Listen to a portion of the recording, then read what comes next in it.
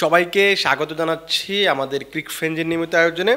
আমরা কয়েকদিন আগে নোয়াখালী এক্সপ্রেস নিয়ে আলোচনা করেছিলাম, যেখানে তাদের ডিরেক্ট সাইনিং কারা হতে পারেন বা তাদের হয়ে কারা খেলতে পারেন ওই সম্ভাবনার কথাগুলো আমরা জেনেছিলাম। আমরা বেশ কয়েকজন প্রায় 6জন ক্রিকেটার আমরা নাম জেনেছিলাম, যেখানে আপনি দেশি ক্রিকেটার হিসেবে সৌম্য সরকারের পাশাপাশি আমরা তানজিম হাসান সাকিব এবং হাবিবুর রহমান সোহানের কথা বলেছিলাম। আমরা সেদিন বলেছিলাম যে এই তিনজনের যে কোনো দুজনকে নিতে পারে, কিন্তু শেষ পর্যন্ত যেহেতু একটা বনিবনার ব্যাপার আছে, সেই বনিবনা হয়নি বলেই তানজিম হাসান সাকিব এবং হাবিবুর রহমান সোহানকে নেওয়া হয়নি এবং শেষ পর্যন্ত সৌম্য সরকার সেই তিনজন থেকে একজনকে নেওয়া হয়েছে এবং পাশাপাশি হাসান মাহমুদকে পেস বোলার হিসেবে দলে নেওয়া হয়েছে, ডিরেক্ট সাইন করা হয়েছে নিলামের আগে। আর বিদেশি আমরা বলেছিলাম কি যে জনসন চার্লস, জিমি নিশাম এবং টিম ডেভিড।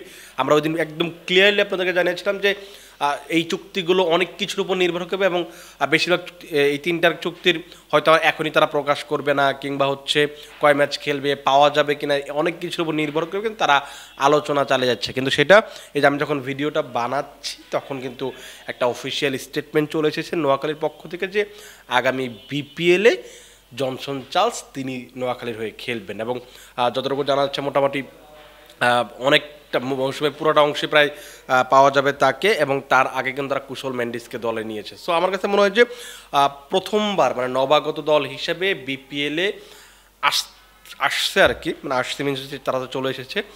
নোয়াখালী বেশ বাজিমাত করছে এখন পর্যন্ত। আপনি যদি স্কোয়াড দেখেন সেখানে বেশ ভালো ভালো দলগুলো, আপনি যদি একটু চিন্তা করেন যে সৌম্য সরকার ওপেনিং করবেন, আপনি হয়তো চিন্তা করতে পারেন যে জনসন চার্লস ওপেনিং করতে পারেন।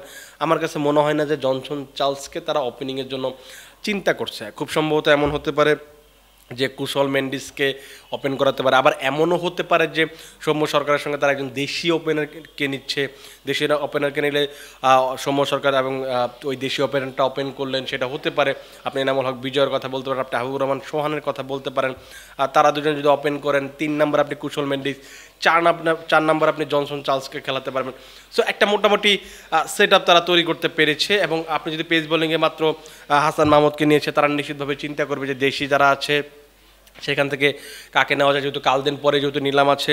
সো অনেক কিছু চিন্তা করবে। তবে এখন পর্যন্ত যে 4টা সাইনিং করেছে, আমার কাছে মনে হয় যে সেখানে 3টা ব্যাটসম্যান হিসেবে যাদেরকে নিয়েছে বেশ কার্যকরী। কারণ সৌম্য সরকার রিসেন্টলি বেশ ভালো ছন্দে আছেন, যদিও গত বিপিএলটা তিনি রংপুরে খেলতে পারেননি সেভাবে, কারণ ওই একটা ইঞ্জুরি ব্যাপার ছিল। ওয়েস্ট ইন্ডিজে তিনি ইঞ্জুরিতে পড়েছিলেন এবং শেষ দিকে যখন ফিরেছিলেন একটা ম্যাচে খুব সম্ভবত আমার মনে আছে যে 70 ওয়াট বা 80-78 এরকম একটা রানের ইনিংস খেলেছিলেন। আপনি যদি কুশল মেন্ডিসের কথা বলেন, কুশল মেন্ডিস বাংলাদেশের মাটিতে বা বাংলাদেশের বিপক্ষে এই সার্কিটে খুব ভালো খেলেন।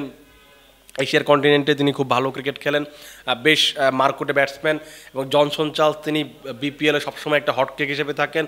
তিনি যেদিন খেলবেন, তিনি যেদিন রান করবেন, সেদিন আসলে প্রতিপক্ষ যেই হোক না কেন সেটাকে আপনি সামাল দিতে পারবেন। সো ব্যাটিংয়ে আমার মনে হয় যে 3টা যে চুজ হয়েছে বা 3টা পিক করা হয়েছে, সেই 3টা বেশ ভালো পিক। এবং নোয়াখালীর অনেক কিছুই নির্ভর করবে এই 3জনের উপর। এবং আরও তারা বিদেশে অনেকের সাথে আলোচনা করছে, যেহেতু 2জনকে সাইন করা যাবে নিলামের আগে, সেক্ষেত্রে তারা কুশল মেন্ডিস এবং জনসন চার্লসকে তারা সাইন করেছে। আমি যতটুকু জানি যে তারা দাসুন সানাকা ক্রিকেটার দাসুন সানাকার সাথে তারা যোগাযোগ করছে, তারা চেষ্টা করবে যে নিলাম থেকে তাকে দলে নেওয়ার জন্য। আরও বেশ কয়েকজন আছে, সেগুলো আসলে যেহেতু এখনই নেওয়া যাচ্ছে না সেগুলো আমরা নাম বলছি না। তারা তো আসলে ক্রিকেটের মানে স্কোয়াডটা সাজানোর চেষ্টা করছে, তার পাশাপাশি কিন্তু মানে কোচিং প্যানেলে কারা থাকবে, যা ডাগ আউটে কারা থাকবে, সেগুলো কিন্তু মোটামুটি তারা চিন্তা করছে যে কাকে নিয়ে আসা যায়, কাকে রাখলে ভালো হয়, সেটা কিন্তু চিন্তা করা হচ্ছে। এবং এই দলটার প্রধান কোচ হিসেবে দেখা যাবে খালেদ মাহমুদ সুজনকে। সেটা আমরা কয়েকদিন আগেই আপনাদেরকে জানানোর চেষ্টা করেছি, যদিও আমরা ভিডিও তো খুব সম্ভবত বলিনি। আমরা আমাদের ওয়েবসাইটে আমরা নিউজ প্রকাশ করেছিলাম যে খালেদ মাহমুদ সুজন নোয়াখালী এক্সপ্রেসের প্রধান কোচ হতে যাচ্ছেন। এবং তার সঙ্গে কারা থাকবেন সেটা নিয়ে এখনও পুরোপুরি আলোচনা শেষ হয়নি। গুঞ্জন শোনা যাচ্ছে যে তালহা জুবায়েরকে হয়তো এই কোচিং প্যানেলে দেখা যেতে পারে, কিন্তু এটা এখন আমি নিশ্চিত না, এখনও পুরোপুরি জানি না। এর পাশাপাশি আপনি যদি চিন্তা করেন যে প্রথমবার যারা দল আসে তারা চেষ্টা করে বড় কিছু করার জন্য। আপনার যদি মনে থাকে যে চিটং কিংস কিন্তু প্রথম দিকে যখন এসেছিল তারা কিন্তু চেষ্টা করেছিল যে ব্রায়ান লারাকে তারা খুব সম্ভবত মেন্টর হিসেবে ব্র্যান্ড অ্যাম্বাসেডর হিসেবে নিয়েছিল। গত মৌসুমে তারা শাহিদ আফ্রিদিকে নিয়েছিল। আমরা যদি এই মৌসুমে চিন্তা করি, ঢাকা ক্যাপিটালস শোয়েব আক্তারকে মেন্টর হিসেবে নিয়োগ দিয়েছে এবং চট্টগ্রাম রয়্যালসে হাবিবুল বাশার সুমন তিনি মেন্টর এবং ম্যানেজারের দায়িত্ব পালন করবেন। সো সবাই মোটামুটি একটা ভালো প্রক্রিয়াতে এগোচ্ছে এবং নোয়াখালীও সেই পথে হাঁটছে। যতটুকু জানা যাচ্ছে তারা মেন্টর হিসেবে দুজনের সঙ্গে আলোচনা করছে। এখানে বেশ বড় দুটো নাম, সেটা হচ্ছে মার্ক বাউচার এবং হচ্ছে মাইকেল ভেভান। আপনারা দুজনকে চিনেন, তারা কত বড় ক্যারেক্টার বা কত মানে কিংবদন্তি ক্রিকেটার, তাদেরকে সঙ্গে আলোচনা করছে। যেটা হচ্ছে যে মাইকেল ভেভান কিন্তু বিপিএলও কাজ করেছেন 2012 সালে বা 12 সালে খুব সম্ভবত চিটাগং কিংসের তিনি ব্যাটিং কোচ ছিলেন। পরবর্তীতে তিনি কিংস 11 পাঞ্জাবে কাজ করেছেন, আরও বেশ কয়েকটা জায়গায় কাজ করেছেন। আপনি যদি মার্ক বাউচারের কথা চিন্তা করেন, মার্ক বাউচার 2019 থেকে 2022 পর্যন্ত সাউথ আফ্রিকার জাতীয় দলের প্রধান কোচ ছিলেন। পরবর্তীতে মুম্বাইয়ের হেড কোচের দায়িত্ব পালন করেছেন। আরও বেশ কিছু জায়গায় কাজ করার অভিজ্ঞতা রয়েছে। সো মানে মার্ক বাউচার এবং মাইকেল ভেভান তো আসলে অনেক বড় ক্যারেক্টার। সো এরকম কোনো ক্যারেক্টারকে যদি আপনি বিপিএলে মেন্টরের দায়িত্ব দিতে পারেন, সেইটা কিন্তু নোয়াখালীর জন্য কিংবা পুরো বিপিএলের একটা হাইলাইট পয়েন্ট হতে পারে আমার কাছে যেটা মনে হয়। সো তাদের দুজনের সঙ্গে আলোচনা করছে, আপাতত প্রাথমিক পর্যায়ে আছে। আমি এখনই আপনাদেরকে নিশ্চিত করে বলতে পারবো না যে তারা দুজনের যে কোনো একজন আসলে আসবেন, কারণ ওই পারিশ্রমিকের একটা ব্যাপার থাকে। কারণ আপনি যখন এত বড় ক্রিকেটারকে বা সাবেক ক্রিকেটারকে বা কিংবদন্তিকে আপনি যখন মেন্টর করতে চাইবেন একটা টুর্নামেন্টের জন্য, তখন তারা বড় একটা পারিশ্রমিক চাই। সো সেখানে আসলে আলোচনা করছে যে কার সঙ্গে আসলে শেষ পর্যন্ত বনিবনা হয় সেটা দেখার পাশে। তবে আমি যতটুকু জানি যে নোয়াখালীর ম্যানেজমেন্টের ভাবনা হচ্ছে তাদের দুজনের যে কোনো একজনকে তারা আনতেই চায়, সেই প্রচেষ্টা তারা চালিয়ে যাচ্ছে এবং শেষ মুহূর্তে আসলে কি হবে সেটা আসলে বলা কঠিন। এই পর্যন্ত আমার কাছে নোয়াখালী নিয়ে এই পর্যন্ত আমার কাছে আপডেট ছিল। আর পাশাপাশি যদি আপনি অন্য দলগুলো জানতে চান, সেখানে সিলেট টাইটান্সের কথা বলতে পারেন।